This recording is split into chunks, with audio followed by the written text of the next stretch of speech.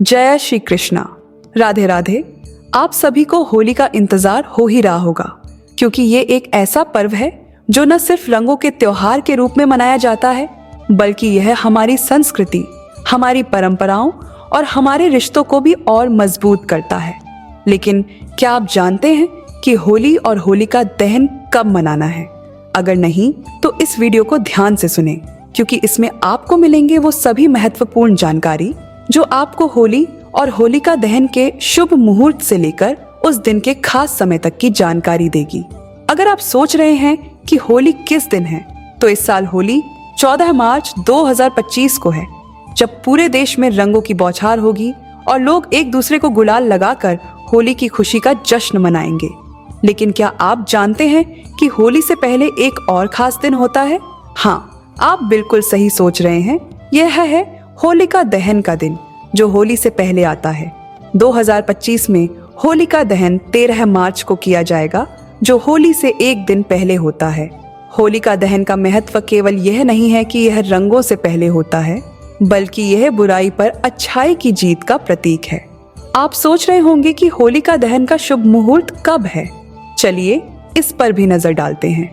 जैसा कि हम जानते हैं कि हिंदू धर्म में किसी भी कार्य को शुभ मुहूर्त में करना सबसे महत्वपूर्ण माना जाता है, तो चलिए आपको बताते हैं होलिका दहन का शुभ मुहूर्त 2025 में होलिका दहन का शुभ मुहूर्त 13 मार्च को रात 11:26 से लेकर 12 बजे तक रहेगा। इस समय के बीच आपको होलिका दहन करना होगा। इस समय के दौरान होलिका दहन करने से माना जाता है कि आपके सारे दोष दूर हो जाते हैं और आप जीवन में सुख, शांति और समृद्धि प्राप्त करते हैं। होलिका दहन का महत्व बेहद खास है। यह राक्षसों और बुराइयों के प्रतीक होलिका की जलाकर समाप्ति का प्रतीक है। इस दिन लोग अपनी बुराइयों और बुरी आदतों को जलाकर एक नई शुरुआत करते हैं। ये एक ऐसा पर्व है जहां लोग एक दूसरे से गिले शिकवे भूलकर अच्छे रिश्ते बनाने की कोशिश करते हैं। अब बात करते हैं पूर्णिमा तिथि की, जो 13 मार्च को सुबह 10:35 से शुरू होगी और 14 मार्च को सुबह 12:23 तक रहेगी।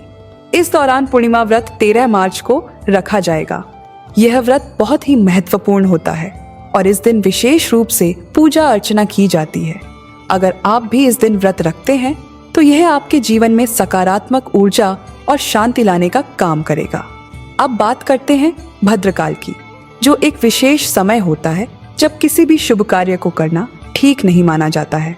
13 मार्च को भद्रकाल का समय सुबह 10:35 से शुरू होगा और रात 11:26 तक रहेगा। इसलिए इस समय के दौरान किसी भी शुभ कार्य को करने से बचना चाहिए, खासकर होलिका दहन के समय। तो अब बात करते हैं रंगों और उल्लास के पर्व की, जो 14 मार्च को मनाया जाएगा। होली के दिन लोग एक दूसरे के साथ रंग खेलते हैं, मिठाइयाँ खाते हैं और एक दूसरे को गले लगाकर खुशियाँ मनाते हैं। इस दिन को लेकर खास उत्साह रहता है और ये हमारे भारतीय त्योहारों में एक प्रमुख स्थान रखता है। होली का दिन विशेष रूप से भाईचारे, दोस्ती और रिश्तों की मजबूती का प्रतीक होता है। यह दिन हमें यह सिखाता है कि हम एक दूसरे के साथ प्यार और सम्मान से रहें, चाहे हम किसी भी जाति, धर्म या पृष्ठभूमि से हों।